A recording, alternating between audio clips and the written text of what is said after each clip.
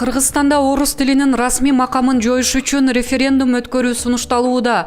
Бул коомдук саясий жана мекенчил күчтөрдүн курултайынын сунушу. Кыймыл өкүлү Азимбек Бекназаров орус тилине байланыштуу маселеге мындай комментарий берди. Орус тили бизге керек, бирок ал эл аралык тил макамы менен болушу зарыл. Сыртка чыкканда колдонуш үчүн керек. Мамлекеттик тил кыргыз тили эле болушу керек. Иш кагаздардын баары кыргыз тилинде жүргүзүлүп, иш-чаралар кыргызча өтүп, атка минерлер кыргыз тилинде иштеши керек.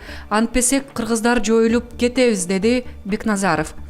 Кыргызстанда орус тили расмий макамга ээ, көп иш кагаздар орусча даярдалганы, шаар жерлеринде тейлөө орусча жүрүп жатканы коомчулук арасында нааразы пикирлерди жаратып келет. Булак Азаттык. Президент Сооронбай Жээнбеков 2 жыл мурун Дача Суу айылында болгон учак кырсыгында жакындарынан ажыраган балдар менен жолукту. Мамлекет башчы аларга Чыңгыз Айтматовдун чыгармалары басылган китептерди белек кылды. 2017 жылдын 16 январында таңга жуук жүк ташыган Boeing 747 учагы кулап, Дача Суу конушунда 35 жергиликтүү тургун жана 4 учкуч каза тапкан. Булак Азаттык. Мамлекеттик каттоо кызматы паспортун жоготуп алган жарандарды жаңы документ алууга ашыкпай турууга чакырды. Жоголгон ID-карт, айдоочулук күбөлүк, чет элдик паспорт жана башка документтердин базасы 3w-услуги.gov.kg сайтынын жоголгон жана табылган бөлүмүндө болот. Болгону жаран ким экендигин тастыктаган жеке идентификациялык номерин, пин-кодун киргизиши керек. Документи табылгандар калкты тейлөө борборунун кеңселерине кайрыла алышат. Былтыр мекеме 1000 документти тапкан. Эми миграцияга байланыштуу кабарларга токтолобуз. Камчы Көлбаевдин уюшкан кылмыштуу тобунун Москва боюнча смотрящий атыккан 33 жаштагы кыргызстандык жана анын шериктери 11 январда колго түштү. Бул тууралуу Кыргызстандын ички иштер министрлигинен билдиришти. Кармалгандар бир нече кылмыш иштерине катыштыгы бар экени аныкталган. Алар өз мекендештерин опузалап, ири суммадагы акчаларын да алып жүргөн. Шектүүлөр азыр Москвадагы убактылуу кармоо жайына киргизилди. Аларды Кыргызстанга алып келүү жагы каралып жатат.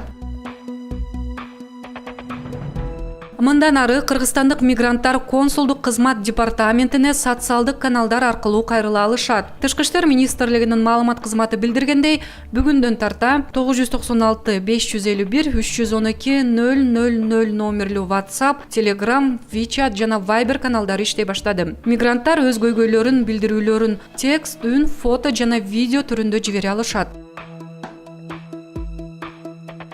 Ал ортодо кыргызстандыктар институтта болгону 2 жыл дене тарбиячы болуп иштеп, бирок билим берүүнүн мыктысы деген беделдүү наамдалган Тазабек Икрамовду талкуулап жатышат. Жогорку кеңештин депутаты Тазабек Икрамовго билим берүү министрлиги билим берүүнүн мыктысы сыйлыгын өткөн жылдын аягында ыйгарган. Министрликтин басма сөз кызматынын билдиргенине караганда, тармактын бул даражалуу сыйлыгы депутатка бир канча жыл бою балдардын жана жаштардын дене тарбиясына көңүл буруп келатканы үчүн берилген. Билим берүүнүн мыктысы агартуу тармагында 20 жылдык үзгүлтүксүз стажы бар, билим берүүгө өзгөчө салым кошкон педагогторго гана ыйгарылышы керек. Тазабек Икрамов болсо 2009-2000 жылдары гана дене тарбия жана спорт институтунун Жалал Абаддагы филиалында окутуучу болуп иштеген.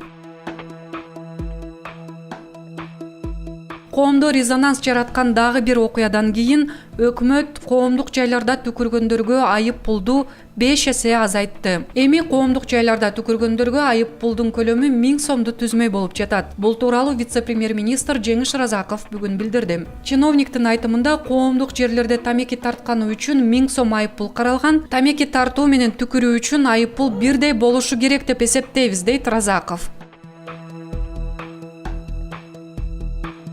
Түкүрүккө болгон айып пул кайрадан каралып жаткан чакта, жол эрежелерине байланыштуу айып пулдар толугу менен иштеп жатат. Жалал Абад облусунда мас абалда унаа башкарган 2 айдоочуга протокол толтурулуп, алардын ар бирине 17500 сомдон айып пул салынды. ЖККдан билдиришкендей, алар 1 айдын ичинде айып пулду төлөшү керек, 1 айдан соң туум өсүп баштайт. Коопсуздук курун тагынбагандарга, ылдамдыкты тиешелүү көрсөткүчтөн жогорулаткандарга, эрежелерди бузгандарга жөн гана эскертүүлөр берилүүдө. Булак Турмуш.